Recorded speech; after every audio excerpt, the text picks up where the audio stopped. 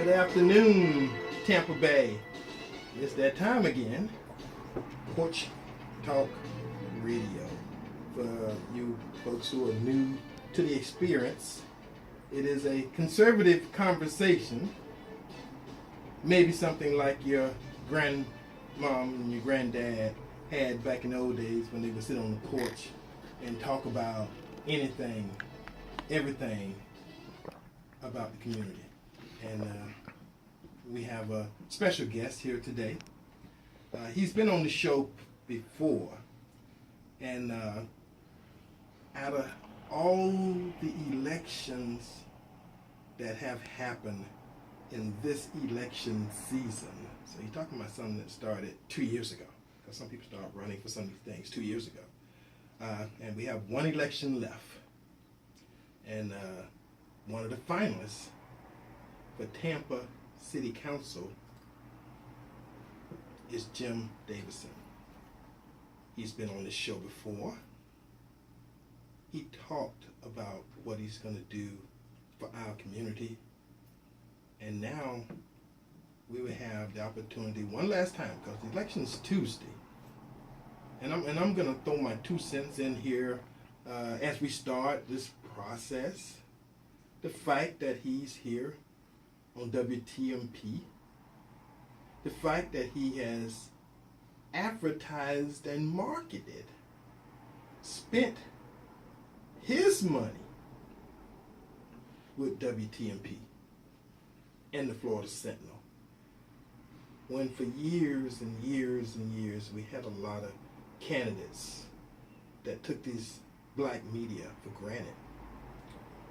I think this year it had to take, and I'm going to say this, and I know a lot of you guys are going to fall back in your seat, but it took the Republicans advertising on TMP and the Florida Sentinel to provoke the Democratic candidates to come out and do the same. Support the people, support the media that blindly has followed the Democrats for years and years and years, and they have blindly turned the eye to black media.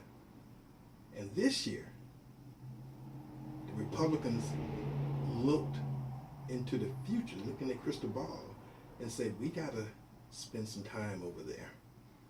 And they have. I asked the folks at the Florida Sentinel, I asked the administrators here at WTMP. They came, they brought their checkbooks, they opened them up, and they spent some money. And I'm just going to say, and some of you guys out there know that, this show, initially sponsored by the Hillsborough County Republican Executive Committee, Porch Talk Radio embarrassed the Democrats and the Democratic Party here in Hillsborough County to actually spend some money for a show that came on directly after this. But they left. I mean, I think they came in because they say they needed to counter and make a point, and once the elections was over with, they made their point and they left. But again, we're still here making a difference. So without any further ado, I'm gonna give you the call-in line, call-in number for you to reach us, to get involved with the conversation. The number is 813-251-9867. 813-251-9867. I'm gonna ask my good friend Jim Davison to tell you what his plans are for the future, what his plans are for our community, because again, every councilman that makes a vote represent in his or her vote every citizen in the city of Tampa. So take that into consideration. Sometimes you can't vote for these people, but you can help them, because in the end, they will make votes that will affect you and your family every day. And with that being said, Welcome to Porch Talk Radio, Jim Davison. Well, Eddie, I'd like to thank you and WTMP for having me back here on the porch. These are lawful, comfortable chairs, and the talk around here is important to do. And your last statements about the black community and the importance of the black community in the city of Tampa, and particularly in my district, District 7, and their role in this runoff election that's currently going on. You can early vote now at the North Tampa Library or at the New Tampa Library, and you can vote in the general election on December the 6th. It's an important election. This may be one of the most important elections that the local black community, all the communities, all the neighborhoods, not just the black community, make this year. You know, the presidential elections and the senators and the governors, they get all the attention.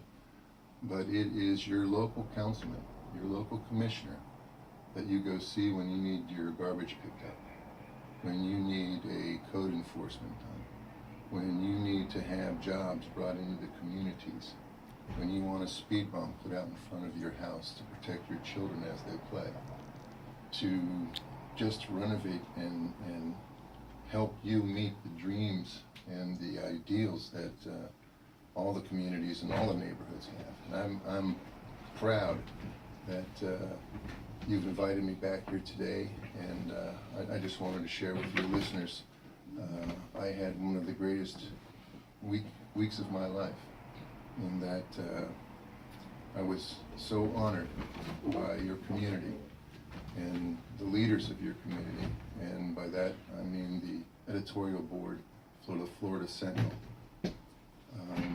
That will go down as one of the greatest honors of my life, to have their endorsement and to say that after looking at both candidates and knowing the communities and knowing what has to be done and knowing the issues, that they said the man for the job, the man to take our community to the next plateau, was Jim Davison. And I will always be honored, and I can promise you that every day I wake up as a councilman, as your councilman, that will be paramount in my mind. So there's just so many issues. You know the issues, Eddie. The people in your community know the issues. Affordable housing in the urban core, jobs, respect, education, all those things are all so within reach. And it's just going to take someone who is not afraid to say, wait a minute, this is not the way it's supposed to go. We are not getting our fair share. We are not getting our due respect. And I would urge your voters to go to the polls. When you sit there in that poll and you're all by yourself with that ballot in your hand, I want you to think about your community. I want you to think about your life. I want you to think about your families. And I want you to think about your future. And I want you to think about who the best person is to take this community to the next level, so that our neighborhoods are not being gentrified, so that when we see a man in blue, we don't have to be afraid, so that we can have jobs and come home and support and put food on the table and pay our rent and not have to worry about getting a bill in the mail. I've been there. I wasn't always a physician. I wasn't always a doctor. I was a laborer. I poured more concrete and worked on more construction than I care to remember. But I had dreams, and I had a family, and I chose to go a route where education was my way out. And that's what I want to do for the black community. I want them to be stabilized, just as some of the other communities in the city of Tampa have been stabilized. And I don't want them to be uprooted, whether it's putting transit through your neighborhood or a highway through your neighborhood, or the market changes and the prices of houses and the rent goes up in your neighborhood. Those are the things that I want to pay attention to, and those are the things that should be concerning the people of the black community. And Eddie, I'm so lucky to have a friend like yours, and I'm so glad that WTM